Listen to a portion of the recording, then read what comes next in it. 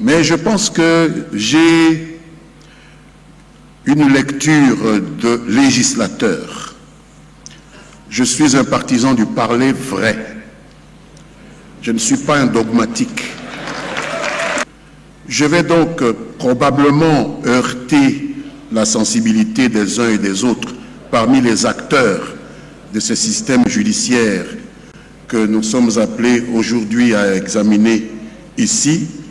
Je voudrais solliciter l'indulgence des uns et des autres.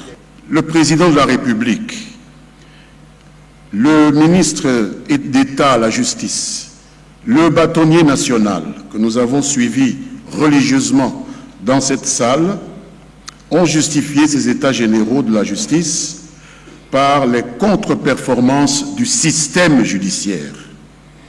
Dans l'exercice de ses missions, quelles sont-elles? Protéger les gens, arbitrer les conflits, sanctionner les comportements interdits ou les violations présumées ou d'interprétations différentes des normes et engagements régissant les interactions sociales. Monsieur le ministre d'État, ministre de la Justice et garde des Sceaux, messieurs les panélistes, mesdames, messieurs les participants en vos titres et qualités, il nous a été donné à mon collègue le professeur Mbata et à moi-même de parler de l'évolution du système judiciaire dans notre pays, les réformes, les défis et les perspectives. En liminaire, je voudrais dire que j'ai apprécié les deux éminents magistrats qui sont passés avant moi. Je voudrais d'abord dire mon appréciation d'un extrait de l'exposé du procureur général près la Cour constitutionnelle lorsqu'il a évoqué le bradage du droit contre l'argent. Cela parle au législateur que je suis. Mais je pense que j'ai une lecture de législateur. Je suis un partisan du parler vrai. Je ne suis pas un dogmatique.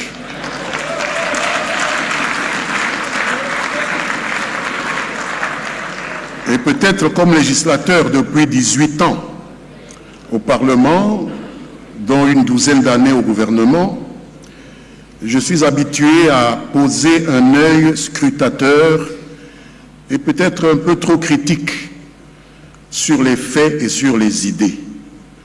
Je vais donc probablement heurter la sensibilité des uns et des autres parmi les acteurs de ce système judiciaire que nous sommes appelés aujourd'hui à examiner ici.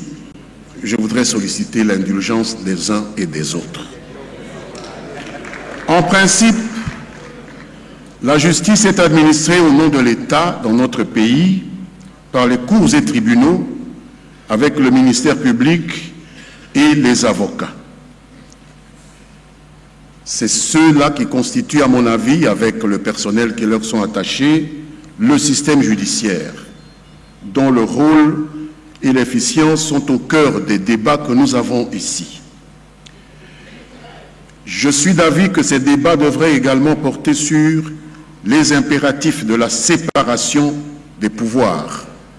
Les éminents magistrats qui m'ont précédé ici y sont revenus, mais je voudrais insister aussi sur la synergie interinstitutionnelle indispensable pour fonder l'état de droit que nous appelons tous de nos vœux.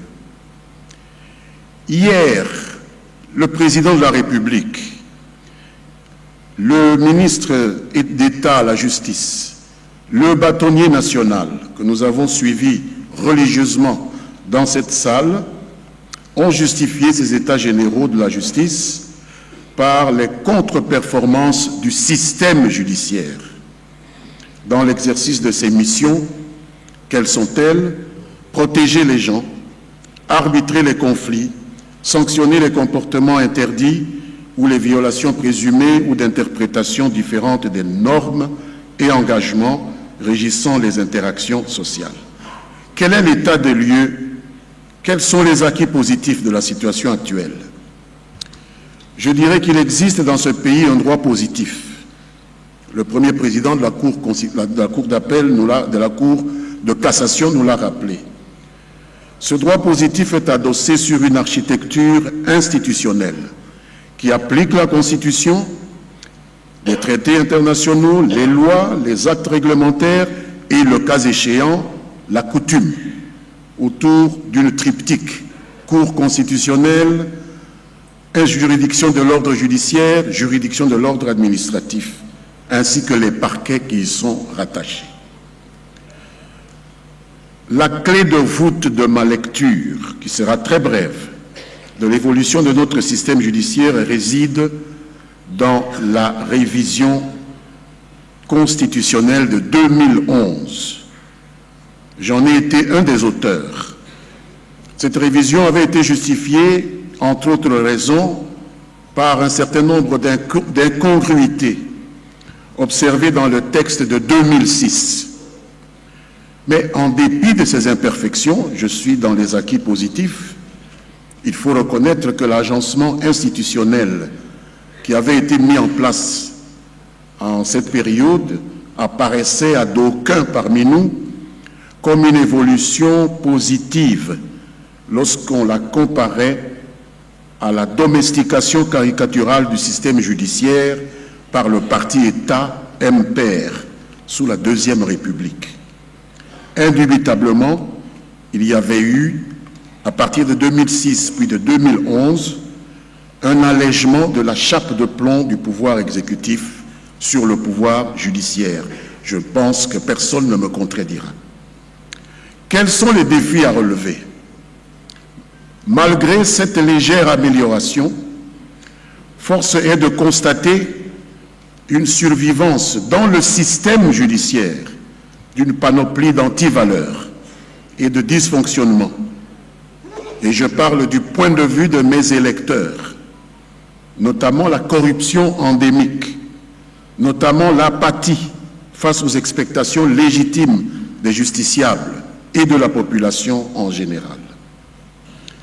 Un autre défi à relever dans le système judiciaire congolais, c'est le syndrome de l'hubris ou l'ivresse de la toute-puissance que beaucoup de nos compatriotes dénotent chez certains magistrats, pas tous, heureusement.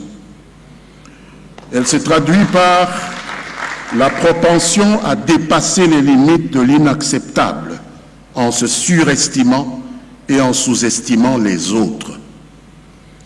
On en a une illustration avec la persistance de cette querelle doctrinale, sempiternelle, inappropriée, qui oppose d'une part les adeptes de l'équivalence statutaire absolue entre magistrats du siège et magistrats du ministère public,